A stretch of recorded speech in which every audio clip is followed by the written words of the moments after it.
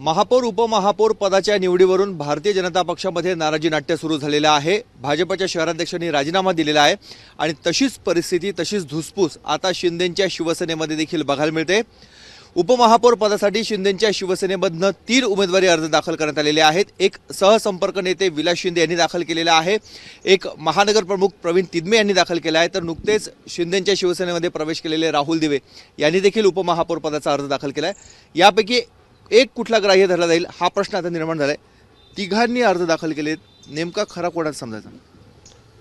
शिवसेनेचे नेते, मुख्य नेते आणि गटनेते अजयजी बोरस्ते यांच्यामध्ये जी काही चर्चा झाली असेल त्या चर्चेच्या अनुषंगाने गटनेते अजयजी बोरस्ते यांनी त्या ठिकाणी मला उमेदवारी अर्ज घेऊन त्या ठिकाणी उमेदवारी अर्ज भरण्यासाठी सांगितले आणि तेही सोबत असताना सगळे नगरसेवकही सोबत होते। त्या पद्धतीने आम्ही त्या ठिकाणी अर्ज दाखल केलेला आहे। आता एका शिवसैनिकाचं कर्तव्य त्या ठिकाणी आदेशाचं पालन करणं आहे। 32 वर्षापासून शिवसेनेतून काम करतो, त्यामुळे शिवसेनेचे नियम आणि शिवसेनेचं जी काही परंपरा आहे, पद्धत आहे की आदेशावर चालणारा आमचा पक्ष आहे। जसा आदेश वरिष्ठांचा येईल त्याचं पालन करणं आमच्यासारख्यांचं कर्तव्य आहे आणि ते आम्ही केलेलं आहे। त्या ठिकाणी अर्ज दाखल केलेला आहे गटनेत्यांच्या सांगण्यानुसार। पण इतर दोघांनी पण अर्ज दाखल केलेत, महानगर प्रमुखांनी तुम्ही सोबतच होता? हो, आता तो निर्णय वरिष्ठ लेवलला होईल, त्याच्यावर मी बोलणं उचित नाही आणि जे काही अर्ज दाखल झाले त्याच्यावर मात्र मला काय माहीत नाही। गटनेत्यांनी कोणाचं एकाचं नाव सुचवलं होतं का तिघांनाही सांगितलं होतं? नाही, गटनेत्यांनी वरिष्ठांच्या आदेशानुसार मलाच त्या ठिकाणी की विलास शिंदेंचा अर्ज त्या ठिकाणी दाखल करावा, भरून घेण्यात यावा असं त्यांना सूचना आल्या होत्या। त्या सूचना त्यांनी सगळ्यांसमोर, गटनेत्यांनी सुद्धा सगळ्यांसमोर सांगितलेल्या आहे। त्यांनी ज्या सूचना सांगितल्या त्याचं पालन करणं माझं कर्तव्य आहे, ते मी केलेलं आहे। पण तुमचं संख्याबळ 50 आहे, म्हणजे भाजपचे 72 व्यतिरिक्त सर्व पक्ष जरी तुम्ही एकत्र आले तरी तुम्ही जो विजयी आकडा आहे तिथपर्यंत जाऊ शकत नाही। कुठल्या आधारावर तुम्ही उमेदवारी करत आहात? या राज्यामध्ये महायुतीचं सरकार आहे, केंद्रात महायुतीचं सरकार आहे। अनेक निवडणुका ह्या राज्यामधल्या महानगरपालिकेच्या नुकत्याच झाल्यात किंवा नगरपालिकांच्या झाल्या, त्या ठिकाणी अनेक ठिकाणी महायुती म्हणूनच त्या ठिकाणी निवडणुकीला सगळे सामोरे गेलेलो आहोत। परंतु काही कारणास्तव नाशिकची जी काही निवडणूक झाली ही आम्हाला सेपरेट लढावी लागली महायुतीत असताना सुद्धा।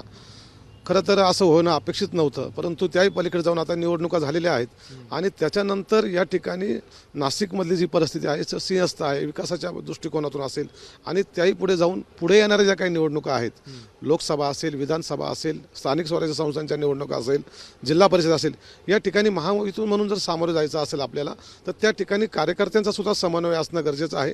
ही कटुता कुठंतरी थांबली पाहिजे आणि म्हणून कदाचित या ठिकाणी असा निर्णय घेऊन त्या ठिकाणी युती होईल अशा अनुषंगाने त्या ठिकाणी आम्हाला अर्ज दाखल करायला लावलेला आहे। आणि नाशिककरांचंही तेच म्हणणं आहे की या ठिकाणी जर सगळ्या ठिकाणी महायुती आहे तर नाशिकमध्येच का होत नाहीये आणि मग पुढच्या निवडणुका आपण सामोरे कसे जाणार आहोत? मंत्री गिरीश महाजन यांचं म्हणणं आहे की आम्हाला कुबड्यांची गरज नाही, म्हणजे तुमची आवश्यकता नाही असं ते म्हणतात। नाही, त्याच्यावर तर माझ्यासमोरच काल अजयजी बोरस्ते गटनेते जे आहेत, जिल्हा प्रमुख आहेत, त्यांनी त्याच्यावरतीच काल आपल्याशी बोललेले आहेत। त्याच्यावर बोलणं मी उचित नाही। मला असं वाटतं माझ्यासारख्या शिवसैनिकाचं काम आहे आदेशाचं पालन करणं, जो वरिष्ठांचा आदेश येईल त्याचं पालन करणं ही माझं कर्तव्य। वरिष्ठ पातळीवर वगैरे चर्चा चालू आहे युती संदर्भात? कदाचित त्या अनुषंगानेच जर कदाचित अर्ज भरायला लावू शकला असेल आणि वरिष्ठांचा निर्णय ते अधिकार माननीय एकनाथ शिंदे साहेबांचे आहेत, त्याच्यावरती मी बोलणं उचित नाही। परंतु एकनाथ शिंदे साहेब जो निर्णय घेतील ते आमचे मुख्य नेते आहेत आणि ते जो निर्णय घेतील तो निर्णय मला मान्य राहील, आमच्या सर्वांना मान्य राहील। हे आहेत विलास शिंदे यांनी उपमहापौर पदासाठी अर्ज दाखल केलेला आहे।